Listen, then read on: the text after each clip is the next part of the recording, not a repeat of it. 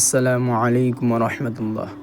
সারাদিন কাজ করে খুব ক্লান্ত লাগে, শরীরে শান্তি বাড়াতে, মনের প্রশান্তির জন্য এই ছোট্ট আমলটি আজই শুরু করুন।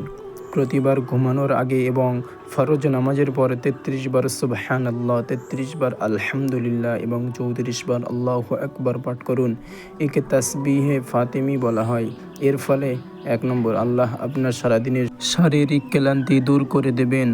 ২ নম্বর, সাগরের ফেনা পরিমাণ গুনাহ থাকলেও তা মাফ হয়ে যাবে। ৩ নম্বর, এবং আপনার রিজিক ও কাজে বরকত বৃদ্ধি পাবে। ইসলামের এই সুন্দর তথ্যটি অন্যদের জানাতে ভিডিওটি এখনই শেয়ার করুন। আর এরকম আরও ইসলামিক এবং জীবনমুখী ভিডিও পেতে চ্যানেলটি সাবস্ক্রাইব করে আমাদের সাথেই থাকুন। দেখা হচ্ছে পরের ভিডিওতে। ততক্ষণের জন্য আসসালামু আলাইকুম। সকলে ভালো থাকবেন।